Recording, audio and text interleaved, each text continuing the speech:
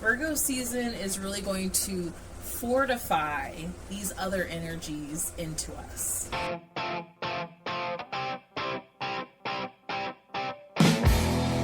Hey y'all, welcome to Meryl's Mystic. I'm Meryl, and I empower witches, bitches, and dudes to complete themselves in order to have healthier soulmate relationships and more purposeful lives. And I'm also a tarot psychic medium, and I connect with the universe and the spirit world to bring you any messages that you may need to help navigate the ever-changing energy in on this crazy blue ball that we're flying through space on together. Welcome to my channel. If you've never been here before, I'm so happy you're here. If you've been here before and you're returning, I'm also happy you're here. Thank you so much for your support. Please be sure to subscribe, hit that notification bell, like, share with your friends, cross-watch.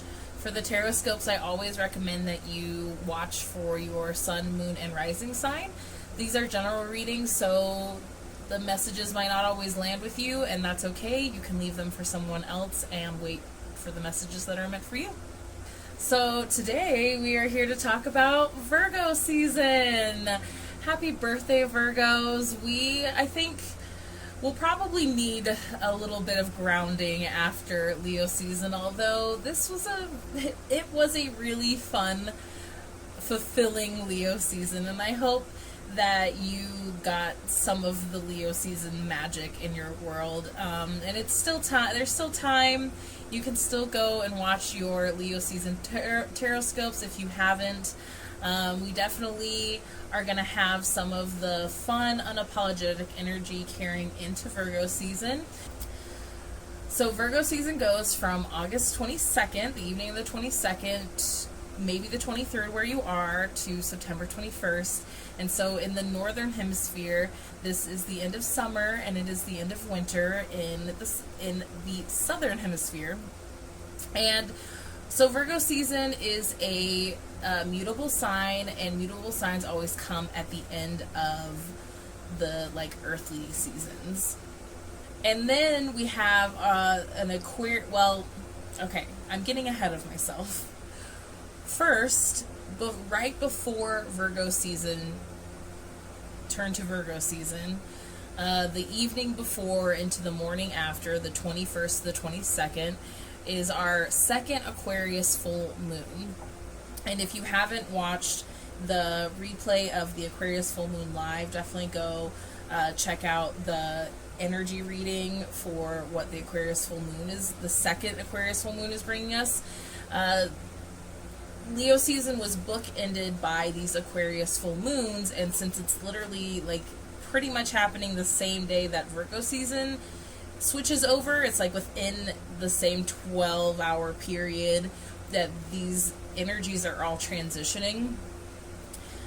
It's gonna carry a lot of that Aquarius energy, and some of the Leo energy that played with the Aquarius energy of being our unapologetic weird selves, no matter what it looks like on the outside. Some other dates that you'll need to remember is Venus went into Libra on August 16th and will be there until September 10th. Now, Venus rules Libra. Libra is ruled by Venus. And so when planets are always in their ruling sign, they affect us much more powerfully. And when Venus is in Libra, it really has us prioritizing our emotions when it comes to relationships, not just romantic relationships. And really, I feel like I just heard love languages. And so I could see that this is a time where we're really going to be exploring what our love languages are, and also how do we communicate that to others. The Venus in Libra will be helping us communicate our boundaries also. Any of these forms of self-love, or how we love each other, how we love each other, how we want to be loved, all that kind of stuff is really going to be stirred up for those couple weeks, or It's just under a month. Next, the Virgo new moon is Tuesday, September 7th, and there will be a live probably like that Friday or Saturday before. Keep an eye on my social media to find out. And then we will have our full moon in Pisces right at the end of Virgo season on September 20th, which is interesting because we're going to really have kind of like a very Virgo-y Virgo season, since the full moon, a lot of the time the full moon can kind of help break up the energy of the season and can give us a nice balance to it. But we're having these moments now where the full moons are coming at the end of the season, so it's kind of like a highlight. So I'm very curious to see how this Virgo season, how the next month is kind of, I have a feeling the energy is going to kind of build up to this full moon. So all this Virgo energy is really we're still playing off of the energy from the season before. It's the theme of this year. And we're coming off of this very strong Leo Aquarius energy from Leo season, and it's being brought into Virgo season by this last Aquarius full moon. The Aquarius full moon is helping bring over this Leo season energy that was really highlighted by these Aquarius moons, and this energy of being our unapologetic self, being, even if it looked weird from the outside, and really like accepting who we are. And from Cancer season we got like, what do we really want and who are we really? And now in Virgo season, it's really about like just standing in that place, standing in who you are. I think Virgo energy sometimes can be overlooked because a lot of Virgos can appear to be introverted, or they can kind of stand off in the back. They like to be supporting players. And because it's just after Leo season, which is a very expansive energy, there is more of a contracting energy in Virgo season. And I think Virgo energy and Virgos in general can sometimes be easily overlooked because they all appear always to like have their shit together. Isn't that nice? Wouldn't that be great? Which, I have a Virgo moon, and so I have noticed that people are like, man, you really seem like you have your shit together. I'm like, well, at least it seems like I do. Maybe one day reality will catch up. So, but the really valuable thing about Virgos and Virgo energy is that they're an earth sign, and that they're usually very solid people. They usually already know what they want and what they're working towards, and they seem to be able to effortlessly balance like all the parts of their life. And so we really, that's the part of Virgo that we really need right now, especially after maybe some of the transitions or sacrifices that you felt you've been making this year in order to really step into who you are and to show up as the fullest embodiment of yourself. We really need this, like, what's the word I'm looking for? Virgo season is really going to fortify these other energies into us. So you can still go back and look at your Leo season tarot scopes. You can even go back and look at Cancer tarot scopes, because you really needed to know what Cancer season was bringing you in order to tap into Leo season, and then in Virgo season, that's all getting fortified within us. So it really doesn't matter when you watch these things, you get the messages when you're supposed to get the messages. So it really is kind of it's just about, and the word boundaries kind of kept coming up, but it's more than that. We were already setting boundaries at the beginning of this journey, we've already had a lot of this energy of like setting boundaries, and this is more just the boundaries are already set. It's about maintaining them. It's about holding those boundaries. It's about holding ourselves accountable for the intentions that we've set, and not allowing ourselves or others to take advantage of that. So another piece of this about boundaries and holding ourselves accountable is our rituals and our habits. And this started coming up with the Leo full moon, that we really needed to start looking closer at not just like our rituals and our routines, because we all need routine in a certain way, but it's also like our habits within our routines and the things that we are doing on autopilot, and we just do them all the time because we're used to it, and a lot of that stuff like you have to continue doing. But we also should be recognizing maybe the habits we formed that aren't really serving us anymore. The routines we've created that aren't setting us up for success. So this is really about like self-responsibility, because that's another quality associated with Virgo, responsibility. They are an earth sign. They know how to show up. They know how to get things done. They know how to make plans. So they're can-do people. They just do it in such a subtle way that unless you have a Virgo close to you that you know, you probably wouldn't even like realize like who the Virgos are. I always feel like it's a lot of times earth signs always surprise you that they're earth signs. Because most earth signs have a good sense of humor too, but they're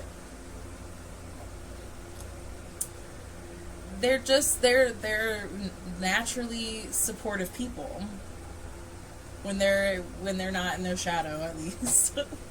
But we all have a shadow. It's for every sign. Every sign has a light and a shadow side. So we're trying to focus on the light side of this energy. But there's always lessons that come with this energy also. And that brings us to our tarot card of the season, which is the Hermit. Virgo is associated with the Hermit card in the Major Arcana, and this is part of like why I feel like Virgo can get a bad rap, because they can easily isolate and be introverted. But I know a lot of Virgos that once you get them out of their shell, they're like out of their shell and they're like, we're gonna do this now. And so with the Hermit, and this is really great for this season, because the Hermit is all about like learning also. It's represented by a masculine figure. And if you notice that they are actually on top of a mountain here, like looking down on creation. And then you see the light in their lantern, and then the staff is actually very symbolic also. Staffs have been used as symbols in all sorts of beliefs and religions for a long time, and it's a symbol of like the way shower, the leader of the person that knows the way. And then we have the like literal light representation of light, and that's also of idea. And the thing about the Hermit is that, knowledge is power for sure, and Virgo is not a dummy at all. I feel like it's very rare to find a struggling Virgo. We're all human though. And the thing about the Hermit is though that the Hermit has to come out of their cave eventually. You can't just like hoard all this knowledge and education to yourself. You have to share it eventually. That is like a big lesson and message of the Hermit. And when it comes to this Virgo season, it's really great because we're having it highlighted by this Libra in Venus, and we're carrying over our lessons from Cancer and Leo season. And so, and this has all been about learning about ourselves, really, and learning about like how we are with people, and how we are with ourselves, and how we are in the world. And now it's time to fortify that and stand in it. And see, they're standing strong. They're looking down like, oh, there's probably some people I should let know what's going on. So it is about that, about being honest too about these things that we've learned about ourselves with those around us. So that's the general overview for Virgo season. Please be sure to follow me at Meryl's Mystic on all platforms so that you can dive deeper with me throughout the season. I do a live for the new moon and the full moon, and then those energy overviews will be posted on YouTube. Cool. Let's get into your teroscopes. Hi, Aquarius. So good to see you. Thank you for being here. Let's see what Libra season has for you. Ooh. 7 of Cups. I haven't seen the 7 of Cups come up for a while. The 7 of Cups means a few things, and I feel like this card gets interpreted very differently by a lot of people, which is good. It's fine. We are all different, and so we all channel different. We get different messages, and if these aren't the messages for you, then I don't have them. Somebody else does. Somebody else has your messages. So the 7 of Cups, it can mean a couple things. So the first thing is that you have all the choices in the world. I know it doesn't seem like you have all the choices in the world because there's only 7 choices here, but in the cups, with all this abundance and options in the cups, your cup runneth over. However, sometimes too many choices can be a bad thing. Sometimes we can be overwhelmed with all of our choices. And also, a lot of the time, when we're faced with many decisions, that is the time where we are supposed to be listening to our intuition in order to discern what are our actual choices. And the last message that's coming forward for this is that sometimes we think that we don't have, I shouldn't say the last, but sometimes we have more choices than we think we do. That was the other thing. So, Aquarius, this is probably a good exercise for you to get to be more in touch with your intuition, because it is very strong within you, but I don't think that you often think it is, or you can sometimes rely too much on what your head's telling you. I definitely recommend you making sure that you're connecting to your body. I feel like your body is going to be one of the best intuitive antennas for you, and that's a relationship you should be working on, because from far away it's like, ooh, look at all those cups, look at all those things over there, that looks fun.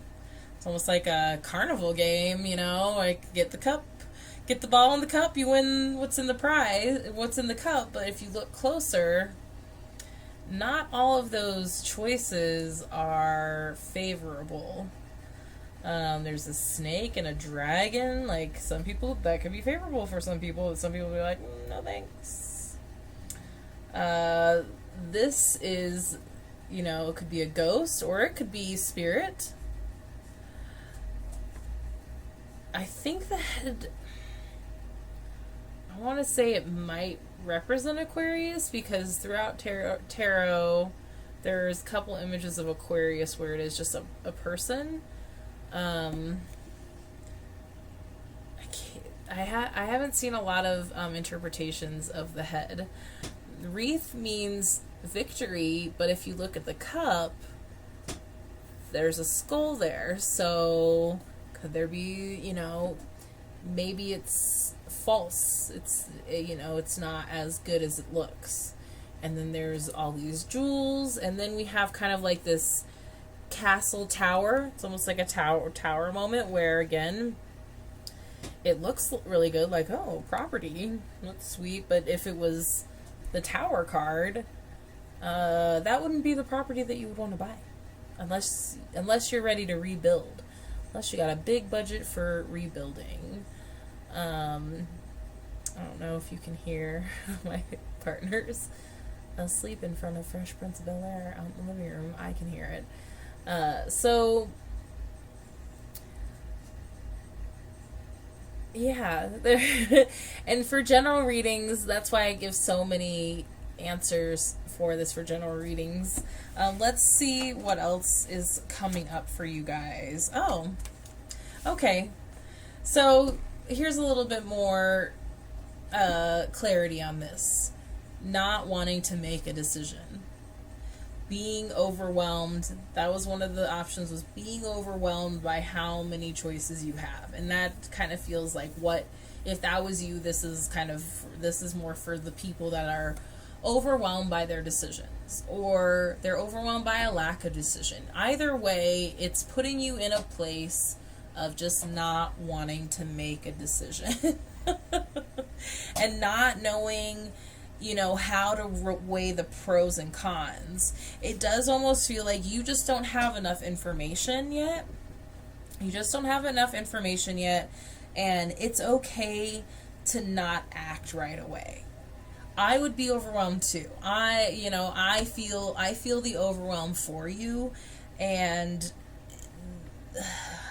then along with like the Two of Pentacles in reverse, it's just like, oh my God, it could be all these things, and you might not even have like all the information. So if it's something that you don't absolutely have to make a decision on right now, right this minute, I would let it go. Just let it go. Let's see what's coming up. Yeah, okay. Oh man, we just did Capricorn, and Capricorn was like, they had one of the best readings ever. I was like, I'm jealous. Like, looks really good. Unfortunately, Aquarius, we're going a little bit of the opposite end for you. There are some challenges coming up right now. So it's good that we're coming into this Virgo season, so that you can really isolate. I don't want to say isolate, but they're telling me isolate. And it's isolate in they also said in a fortress of solitude sort of way. If you are a fan of comic books, Fortress of Solitude. But in a not just holding yourself away and looking down at the little people and coming up with evil plans. It's in a way of protecting yourself to heal yourself so that you can figure out what you're going to do. So you can't make this decision right now. You don't have enough information.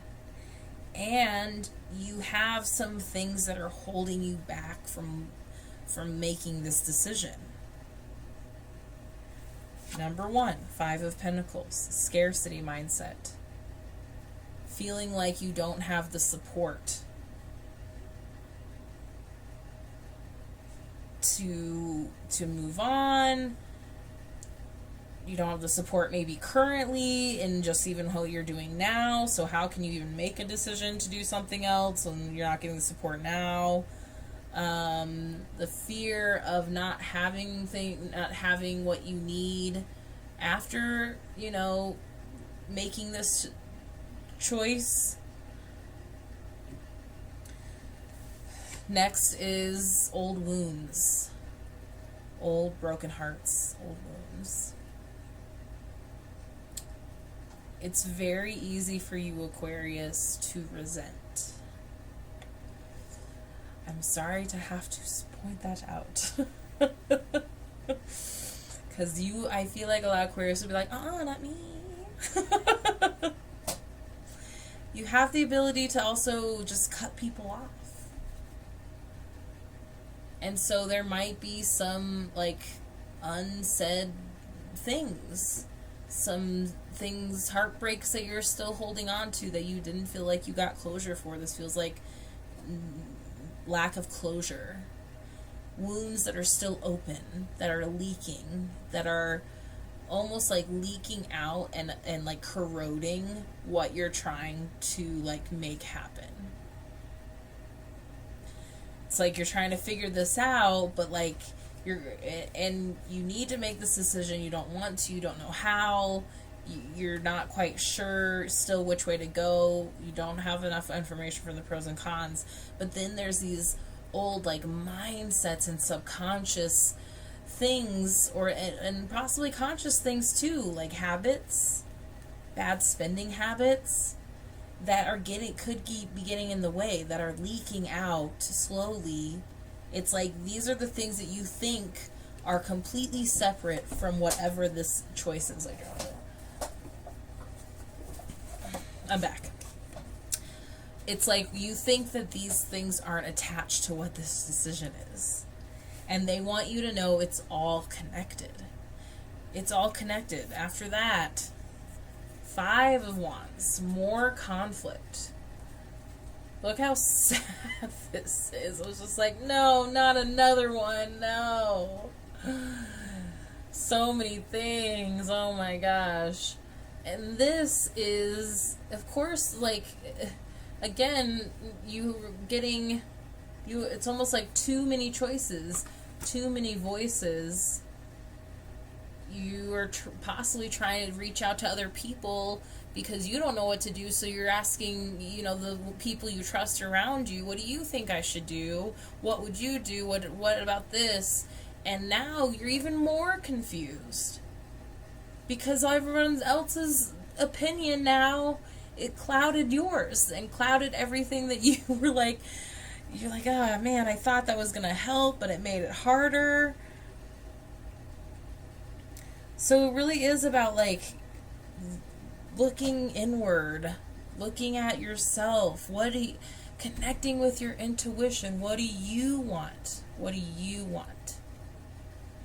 And what are you capable of? Like, what can you handle? What do you want, and what can you also like handle? Does that make sense?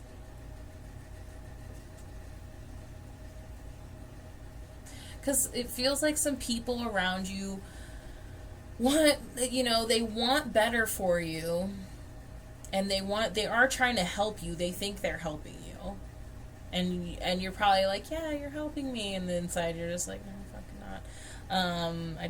not. Your help's not helping.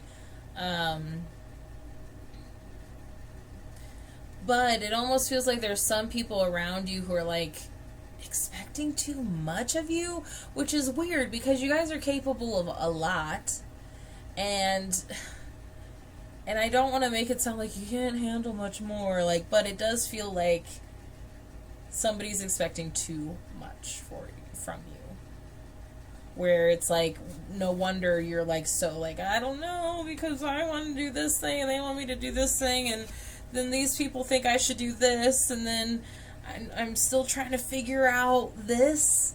I'm still trying to figure out like how I feel about my life and my finances and my love and how I exist physically, and how to not feel like it's like you're still healing from things that like are keeping you down, and you need to heal. You do, and it's time to really look at it so you can really heal. But it does feel like there are people around you pushing you to like get over it so that you can get on with your life, and it's just like, it doesn't work that way. Okay? And you have to have your time to do what you need to do to move forward. And you will have the chance to move forward, but it does feel like, I don't feel like you're forcing it. It feels like somebody around you is pressuring you to force it forward. And that's not gonna, like, it's not gonna get you forward any faster. It actually might make you stop even more and resist even more to what you need to do to move forward. But you need to be like, I understand. This is what you need to say to that person. I understand. I appreciate what you're trying to do for me. I understand that you're trying to help me. And I agree that I need to move forward in these things. However, I still need time to heal. I have to do these things in my own time. I promise you I'm not stopping and I'm not trying to move forward. It's that it might just take me a little longer than it might take you, or that you might want it to take, because they might want you to just, like, not feel bad about it anymore too. And so that might, sometimes people pressure us for their own comfort. And they're like, I just don't want you to be sad anymore because I don't like being around you when you're sad. It's like, well, then don't fucking be around me, because I'm still sad. And I'm not gonna quell my grief, my sadness, because you need me to be positive. Like, we're not playing those games, but there is a point where, we can't sit and wallow and just, like, be in it. There are opportunities for you to look at these things and start healing and in order to move forward. The last card is the Four of Wands in reverse, which is interesting because it came right after the Five of Wands, so that's kind of definitely like a stopping point. I always notice that in readings when we get successions, and I guess it's not direct because it would have actually been a 6. I got confused. But there is something here about, like, going back. Like, if you keep having, like, this conflict also, like, you're not going to be moving forward. Like, these are basically, I'm sorry, this isn't the 6, it's the 4 reverse. So these are basically the same card. Right? Or to be the 6 reversed is the same card. Oh, the 6 reversed is basically the same card. Oh, man. Okay. So this is still unrest. They're very similar energies. There's unrest happening. Like, and even, it's like, who would want to go forward into this? Like, we want to be in this place of being at home and feeling safe and content. And it's being stalled. It's kind of like, well, here's your goal. At the end of all this, it's the only, like, yellow card too. Here's your goal, and it's being stalled because of these things in between here. It's like, here you are, here we're gonna go. Here's what we need to work on to get there. Okay?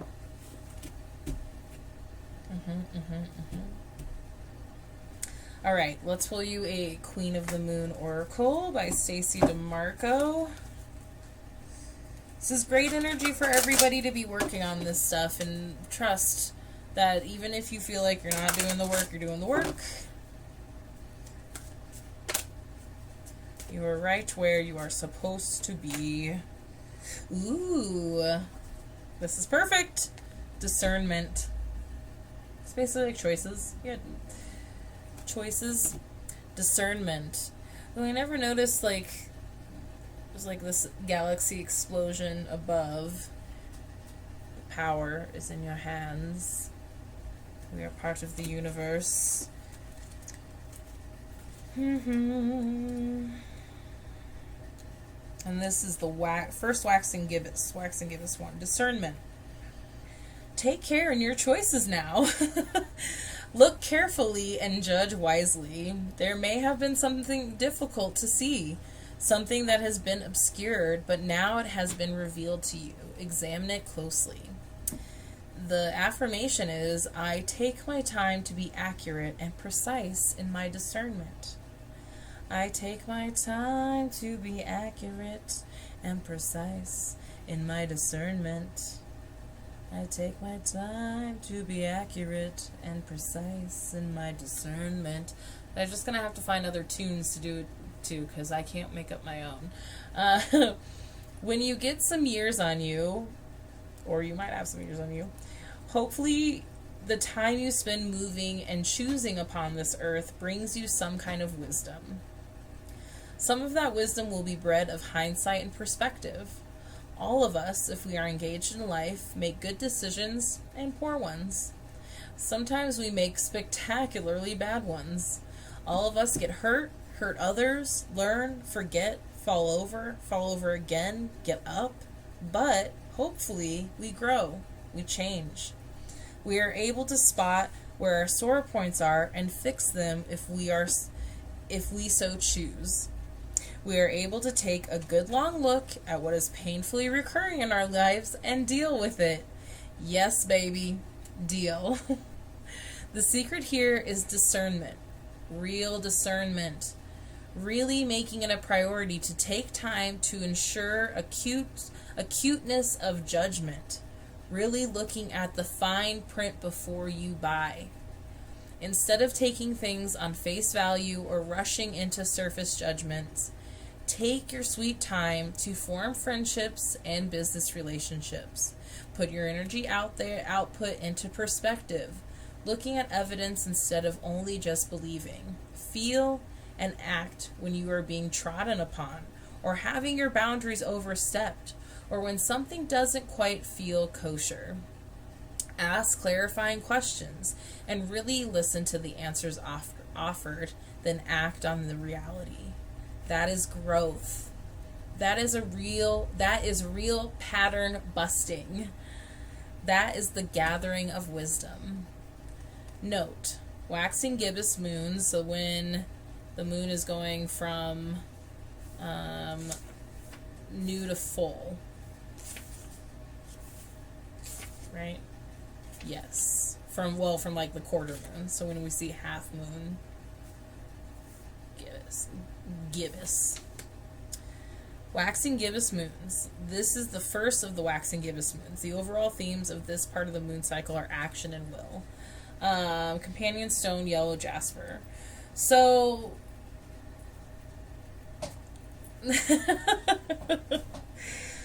so there you go. Their discernment, choices, making sure you have all the information, but also like taking the time to heal these things so you can grow, so you feel better about the choices you're making.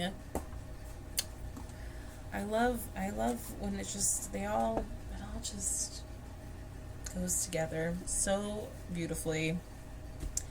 And I hope everything goes together for you so beautifully, Aquarius. You deserve it.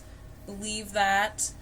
And you will know what to do when the time is right. No forcing right now. Okay? You're right where you're supposed to be. And thank you for being here. I appreciate you. And I will see you for Libra season. Bye.